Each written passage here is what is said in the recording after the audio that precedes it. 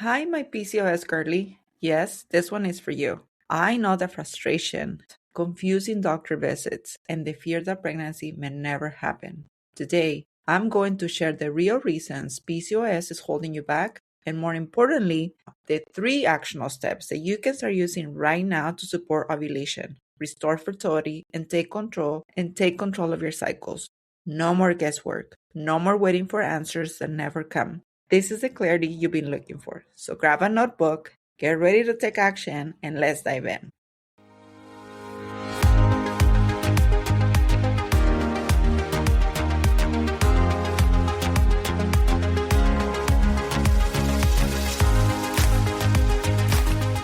Do you long to get pregnant and trust your body again? Do you feel exhausted by the month after month cycle of hope and disappointment? Do you carry that creeping sense of failure? The fear that your body just isn't working the way that it should? If so, I'm so glad that you're here, my friend. Hi, I'm Mariana, a wife, mom, and a fertility care practitioner. After years of confusion and heartache, I learned how to understand my cycle with clarity and move towards pregnancy naturally by following a real system instead of guessing. This is Fertile Window Lab. If you're ready for real clarity about your cycle, a simple method that works, and less pressure from predictions, alarms, and fertility gymnastics, sit down the sticks, pop in your earbuds, and let's make sense of your fertility together.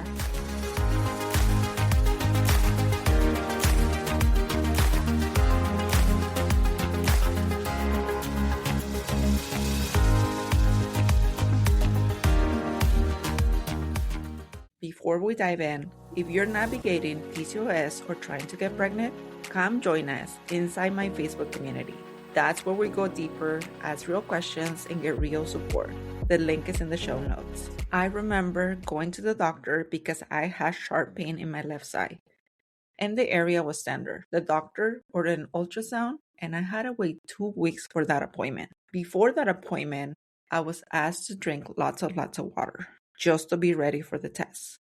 That vaginal ultrasound was uncomfortable, to say the least. The technician pressed my bladder to get a better look at my ovaries, and I couldn't wait to run to the bathroom afterwards. Once it was done, I was told to schedule a separate appointment with the doctor to review the results. A week later, I was told that I had 5 centimeter cysts. Angry looking, the doctor said, and I was referred to a gynecologist. He explained that at this size, they could try the birth control pill to see if it will help, or repeat the scan in case it was just a functional cyst. That was it. No other solutions. At that moment, I felt like I had invested time and money only to get an answer, but not a solution.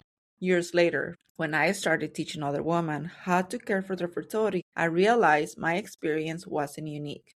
Many women struggling to get pregnant had been told years earlier that they had PCOS. Some followed the doctor's advice, took the pill, and felt better, never investigated further. Others knew their cycles were inconsistent, struggled to lose weight, grew hair in unexpected places, or searched endlessly for skin solutions, all symptoms connected, yet often treated separately. Sadly, many of us weren't educated. Doctors are trained to treat ovarian cysts or PCOS with one-size-fits-all approach. Some women even end up in the ER because of cyst rupture. And using oral contraceptions doesn't treat the disease. It only masks the symptoms. And to be honest, the recurrence is nearly 100%. It is a cheap solution, but not a real treatment. So let's start by understanding the diagnosis. PCOS, or polycystic ovarian syndrome, isn't just irregular cycles or cysts. It's a hormone-driven condition that can quietly affect your fertility and your long-term health.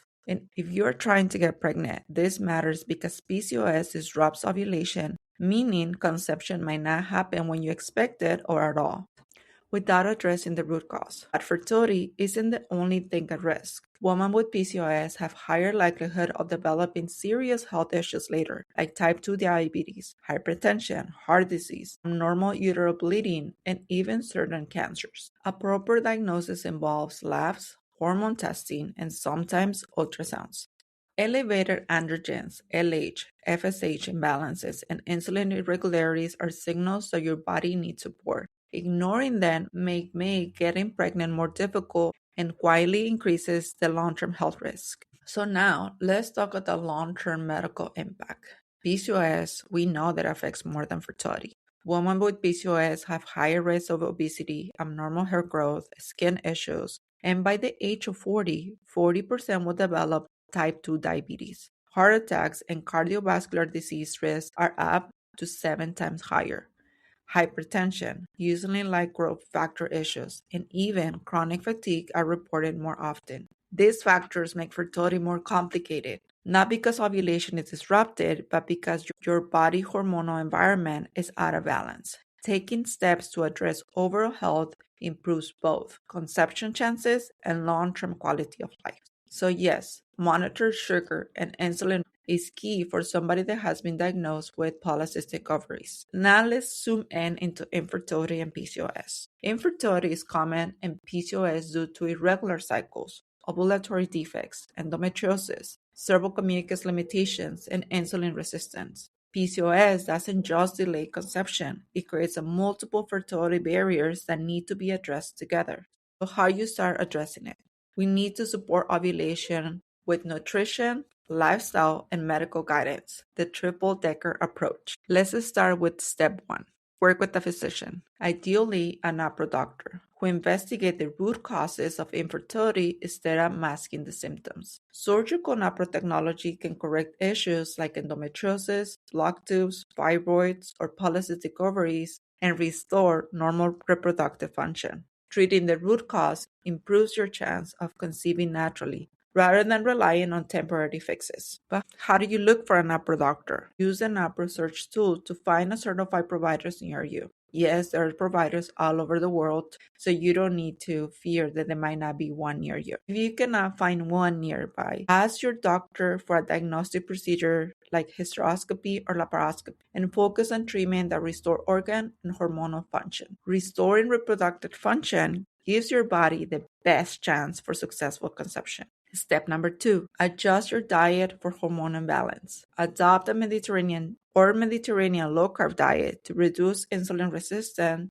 and support hormonal balance. Why we have to do this? Insulin resistance and inflammation disrupt ovulation and fertility. Stabilizing blood sugar and hormones improves your chances of conception. So how do you do this? Swap refined grains for whole grains. Add an extra serving of vegetables per meal. Replace sugary drinks with water or herbal tea. Balanced hormones lead to more regular, healthy ovulation, the key to getting pregnant. Step 3, cycle-based fasting and charting. Use your natural hormonal fluctuations to your advantage. Fast Like a Girl book teaches the benefits of cycle-based fasting, but it works best when you know your cycle. The Creighton charting system is the perfect companion. It takes the guesswork out and improves outcomes. Understanding your fertility window and cycle phases empowers you to act intentionally, optimizing ovulation and reproductive health. So yes, read Fast Like a Girl book to understand how fasting interacts with your hormonal cycle. Start charting to know your cycle and fertile phases. Reach out if you want personalized guidance and learn charting with the Creighton model. Knowing your cycle and using fasting strategically supports ovulation naturally, removes guesswork, and helps you take intentional actions that actually increase your chances of conceiving. So let's wrap up. Step 1, medical guidance. Work with a doctor who treats root causes, restores ovulation, and reproductive function. Step 2, nutrition. Adjust your diet so you can support hormonal balance and healthy ovulation. Step 3, track your cycle. Know your fertile window and optimize chances for conception. And this is the triple-decker approach to PCOS and fertility. That's it, my friend. I hope this brings you clarity. And if you need personalized support, you can reach me. My info is in the show notes. If you have a question for me, ask away. I have a video Q&A link. I love to hear from you. Remember, I'm rooting for you. I'm my mama's little fertility helper. If this episode has helped you or if you feel a little more hopeful, leave a review. She'll love it. Hi, DTC Warrior. I hope you enjoyed today's episode. If so, please leave a 5-star written review on Apple Podcasts. It truly helps to get this show into ears of more women who need it. And be sure to sign up for my weekly encouragement, tips, and insights straight to your inbox. I promise to keep it practical, hopeful, and faith-friendly. All right, I'm off to tacos, chocolate, and chart my cycle. I'll meet you back here next week. Bye.